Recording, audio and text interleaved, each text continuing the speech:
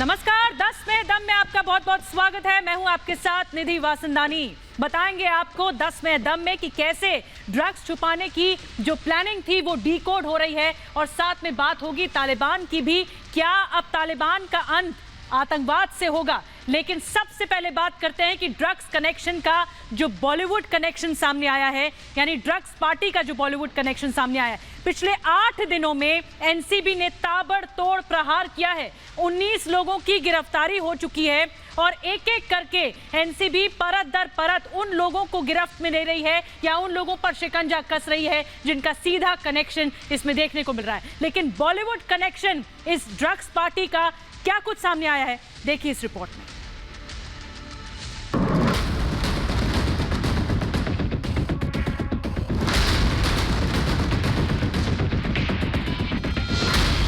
सामने आया drugs party का बॉलीवुड कनेक्शन।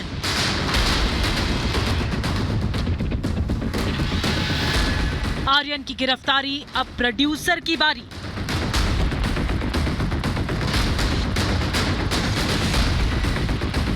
एनसीबी रडार पर किंग खान का driver. Cruise ship drugs party की जांच जैसे जैसे आगे बढ़ रही है, राज गहराता जा रहा है। विभिन्न प्रकार के ड्रग जैसे एक्सटेसी, मेफेड्रॉन, हाइड्रोपोनिक वीड, चरस वगैरह इनसे बरामद हुए हैं। लगातार हो रही गिरफ्तारियां और ड्रग की रिकवरी इस ओर इंगित करती हैं कि ये एक बहुत बड़ा नेटवर्क है। शाहरुख खान के बेटे आर्यन खान की गिरफ्तारी के बाद अब बॉलीवुड प्रोड्यूसर इम्तियाज खत्री पर एनसीबी का शिकंजा कस गया है। एनसीबी की टीम ने इम्तियाज खत्री से करीब 8 घंटे तक पूछताछ की। इम्तियाज खत्री से जहां पर लगभग 7 घंटे तक की पूछताछ जो है वो की गई थी, वहीं पर इम्तियाज खत्री को फिर से एनसीबी की ओर से समन किया गया है, जहां मंडे को सुबह 11 बजे एनसीबी ऑफिस में आकर उनको अपना बयान दर्ज करना होगा। क्योंकि आर्यन खान के ही इंट्रोगेशन के दौरान जो है वो अचित कुमार का नाम रिवील किया गया था, और जो अचित कुमार के जैसे ही एनसीबी की कस्टडी की गई थी और कस्टोडियल इंट्रोगेशन के दौरान इम्तियाज खत्री का नाम सामने आया था। आपको बता दें कि ये वही इम्तियाज खत्री है जिसका नाम एक्टर सुशांत सिंह राजपूत के निधन के बाद ड्रग्स मामले में सामने आया था। इम्तियाज खत्री पर कसे शिकंजे से सवाल उठ रहा है कि आखिर कहां तक फैला है क्रूज ड्रग्स केस का ये मामला। पहले जरा जान लीजिए कौन है इम्तियाज खत्री। बॉलीवुड फिल्म प्रोड्यूसर और बिल्डर है। कई बॉलीवुड फिल्में प्रोड्यूस की, बड़े बड़े सितारों से अच्छे रिलेशन रहे, बॉलीवुड पार्टियों में देखा जाता है। INK इंफ्रास्ट्रक्चर नाम की कंपनी का मालिक है। VVIP यूनिवर्सल एंटरटेनमेंट नाम की भी कंपनी है। बॉलीवुड में नए कलाकारों को मौका देती है। इम्तियाज खत्री तक एनसीबी की टीम का पहुंचना आर्यन केस से जोड़कर देखा जा रहा है। हालांकि अभी साफ नहीं है कि आर्यन केस से इम्तियाज खत्री का क्या संबंध है। मन्नत तक पहुंची ड्रग्स केस की आंच। जहां एक तरफ ड्रग्स केस को लेकर एनसीबी की टीम इम्तियाज खत्री से लगातार पूछताछ कर रही है, वहीं दूसरी तरफ ड्रग्स केस की जांच की आंच शाहरुख के ड्राइवर तक पहुंच गई। एनसीबी के मुताबिक शाहरुख खान के ड्राइवर से पूछताछ जांच का एक हिस्सा है। जांच में सामने आया था कि आर्यन खान, अरबाज मर्चेंट, प्रतीक गाबा के साथ एक और शख्स आर्यन के बंगले मन्नत से एक साथ मर्सिडीज गाड़ी में निकले थे। ये सभी एक साथ क्रूज पार्टी के लिए निकले थे। ये एक प्लान के तहत किया गया। क्या वाकई आर्यन अपने दोस्तों के साथ मर्सिडीज से निकला था? आर्यन के साथ कौन कौन लोग शामिल थे? ड्राइवर ने उन्हें कहां छोड़ा था? अपनी इसी जानकारी को और पुख्ता करने के लिए एनसीबी की टीम ने शाहरुख खान के ड्राइवर से पूछताछ की। एनसीबी की पूछताछ में क्या कुछ निकलकर सामने आया, इसकी जानकारी अभी नहीं मिल पाई है। Bureau report, Republic Bharat. और आपके होश फाख्ता हो जाएंगे, आपके होश उड़ जाएंगे ये जानकर कि लड़के लड़कियां इस तरह की हाई प्रोफाइल ड्रग पार्टी में जब जाते हैं तो ड्रग्स कहां छुपाए जाते हैं। प्लानिंग की जाती है बाकायदा। लड़के जूतों में ड्रग्स छुपाते हैं, लड़कियां सैनिटरी नैपकिन्स में ड्रग्स छुपाकर पार्टी में ले जाती है। इससे समझ में आता है कि एनसीबी ने बड़ी कार्रवाई की है इस ड्रग्स केस में और एक एक करके बड़े खुलासे किए हैं। एनसीबी ने ही वीडियो जारी किया जिसके जरिए पता लगा कि जब शिप पर, जब क्रूज पर यह सर्च ऑपरेशन जारी था तो कहां कहां ड्रग्स की बरामदगी हुई है।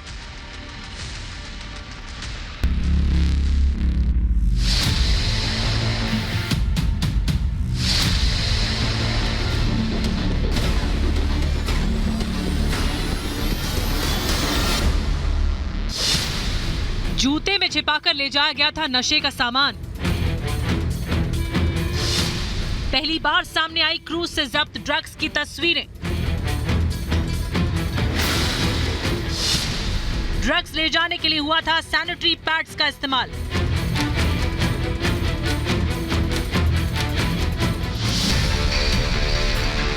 प्लानिंग फुल प्रूफ थी।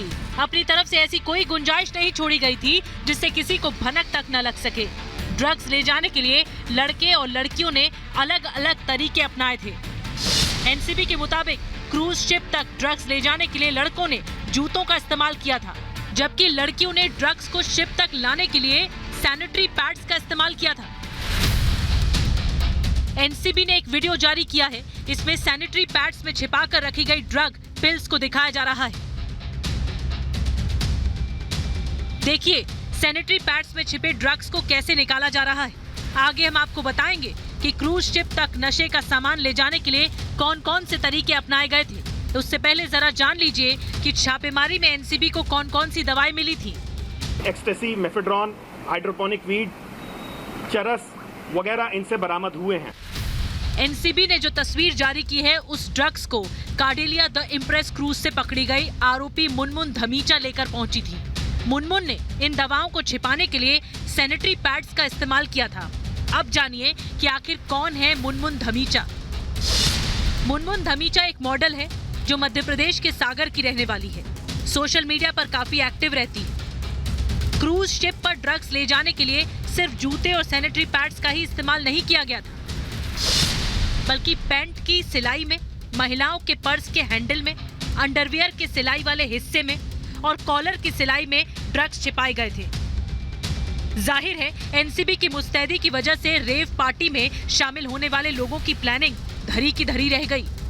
एनसीबी अपना काम बहुत ही प्रोफेशनल तरीके से, निष्पक्ष रूप से, निष्काम भाव से कर रही है, जो कि लीगली पारदर्शी है और बिना किसी भेदभाव के, बिना किसी विद्वेष के है। और हम सभी सस्पेक्ट और अक्यूज्ड पर्सन्स को समभाव से ट्रीट करते हैं। सियासी सवाल पर एनसीबी का पलटवार। आने वाले दिनों में एनसीबी की टीम गिरफ्तार आरोपियों को आमने सामने बिठाकर पूछताछ कर सकती है ताकि इस केस से जुड़ी बड़ी मछलियों तक पहुंचा जा सके। लेकिन इस बीच एनसीबी की कार्यशैली पर सियासत भी शुरू हो गई है, जिस पर पलटवार करते हुए एनसीबी ने क्या कहा, जरा सुनिए। ऐसा सुनने में आ रहा था कि 8 लोगों को हमने गिरफ्तार किया है और एनसीबी ने 3 को छोड़ा है, जबकि मैंने अभी जो स्टेटमेंट जारी किया है उसमें बताया कि हमने 6 लोगों को साक्ष्यों के अभाव पर छोड़ा है। एनसीबी एक प्रोफेशनल ऑर्गेनाइजेशन है। हम किसी जाति, धर्म, पार्टी या एफिलिएशन के आधार पर काम नहीं करते हैं। सवाल है कि अब तक आर्यन समेत 19 आरोपियों की गिरफ्तारी से कौन परेशान हो रहा है। एनसीबी की टीम अपना काम कर रही है, आरोपियों को गिरफ्तार कर रही है। गिरफ्तार आरोपियों को सजा देना या बरी करना कोर्ट का काम है। ऐसे में एनसीबी पर सवाल खड़े कर उनके मनोबल को तोड़ने की साजिश कौन रच रहा है। एनसीबी ने अब तक 19 लोगों को गिरफ्तार किया है, जिसमें रेव पार्टी में शामिल होने वाले 8 लोगों के अलावा ड्रग पेडलर्स भी शामिल हैं। Bureau report, Republic Bharat. चलिए 10वें दम में अब बात करते हैं राकेश टिकैत की। राकेश टिकैत ने एक बार फिर से बिगड़े बोल बोल दिए हैं। 26 जनवरी हिंसा के बाद उनका आचरण सामने आ चुका था। एक बार फिर राकेश टिकैत आग में घी डालने का काम कर रहे हैं, जो एक्शन रिएक्शन के झोल में फंसे हुए हैं। दूसरी तरफ इस केस में लखीमपुर हिंसा मामले में आशीष मिश्रा से ताबड़तोड़ सवाल एसआईटी की टीम ने किए। क्या कुछ हुआ इस मामले में, आइए इस रिपोर्ट के जरिए दिखाते हैं। एक्शन का रिएक्शन है वो।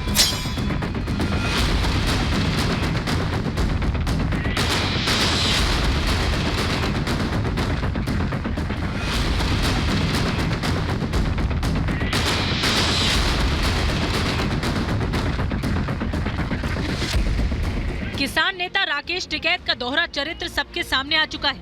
एक तरफ लखीमपुर हिंसा के दोषियों के खिलाफ सजा की बात करने वाले टिकैत बीजेपी कार्यकर्ताओं की लिंचिंग को इस कदर बेरहमी से पीट कर हत्या करने को कोई अपराध नहीं मानते।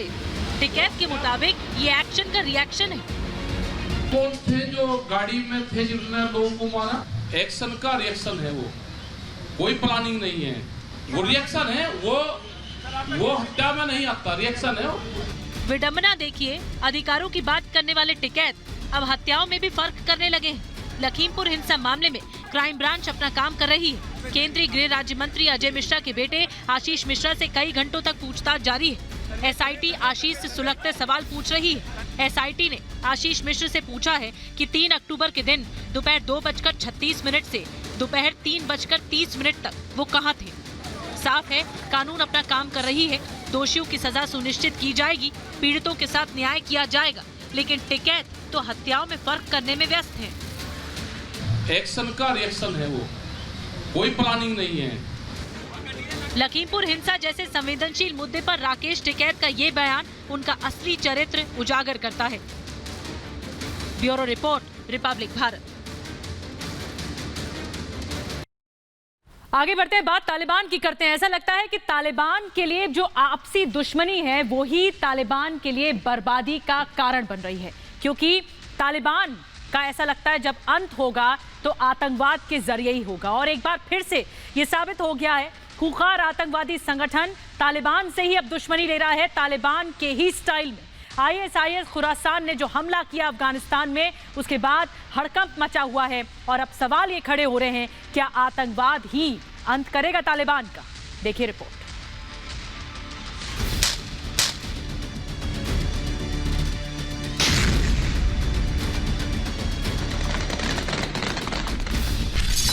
आपसी दुश्मनी से बर्बादी का आगाज,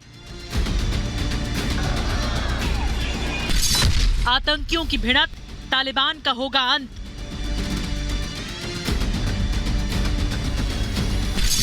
खूनी हमले ने बजाई खतरे की घंटी। तो क्या तालिबानी राज के खिलाफ दबी हुई चिंगारी आग बनने लगी है? क्या तालिबान का सबसे बड़ा दुश्मन तालिबान राज का काल बनकर मुल्ला अखुन हसन को चुनौती देने लगा है? ये सवाल यूं ही नहीं, इस सवाल के पीछे की वजह है बिखरी हुई लाशें, और इस वारदात के पीछे तालिबान का जानी दुश्मन ISIS के। कुंदूज शहर के एक मस्जिद पर हुए हमले में 100 से ज्यादा मुसलमान मारे गए। हमले में तालिबान ने प्रतिक्रिया व्यक्त करते हुए कहा, पाकिस्तान के लिए ISIS खुरासान खतरा नहीं बल्कि सिरदर्द बन गया। इस समूह को जल्द दबा दिया जाएगा। आतंकियों और उनके बंदूक की मदद से अफगानिस्तान की जिस गद्दी तक तालिबान आसानी तक पहुंच गया है, उस तालिबान के खिलाफ ISIS बड़ी चुनौती बनकर खड़ा हो गया है। ISIS करेगा अफगानिस्तान को बर्बाद। अब तक तालिबान जिस राह पर चल रहा था, उसी राह पर तालिबानी राज का सबसे बड़ा दुश्मन ISIS के भी चल पड़ा है। तालिबान भी अफगानिस्तान के बाजारों में धमाके करता था, मस्जिदों में धमाके करता था, सरकारी अधिकारियों को मारता था। वही काम अब ISIS के आतंकी कर रहे हैं। अफगानिस्तान में तालिबानी राज आने के साथ ISIS ने तालिबान के खिलाफ जंग का ऐलान कर दिया था। ISIS ने तालिबान को सीधी चुनौती देते हुए कहा है कि अफगानिस्तान में हमला जारी रखेंगे। उनके निशाने पर सिर्फ शिया मुसलमान हैं। अफगानिस्तान की नई सरकार पहले से ही आर्थिक और मानवीय संकट से गुजर रही है। ऐसे में ISIS की चेतावनी अखुन सरकार के लिए किसी बड़ी चुनौती से कम नहीं है। अमेरिका ने घटना पर दुख जताते हुए कहा कि मस्जिद पर हुए भीषण आतंकी हमले की निंदा की है। अफगान लोग आतंक मुक्त भविष्य के हकदार हैं। दुनिया के 2 आतंकी संगठनों में गैंग वॉर छिड़ने की संभावना ने पाकिस्तान और चीन को भी बेचैन कर दिया है, जिसने अफगानिस्तान को मान्यता दिलाने के लिए अपनी पूरी ताकत झोंक दी है। Bureau report, Republic Bharat. चलिए इसी के साथ 10 में दम में आज के लिए बस इतना। एक छोटे से ब्रेक के लिए रुकना होगा, लेकिन ब्रेक के बाद रिपब्लिक भारत पर खबरों का सिलसिला लगातार चलता रहेगा। नमस्कार।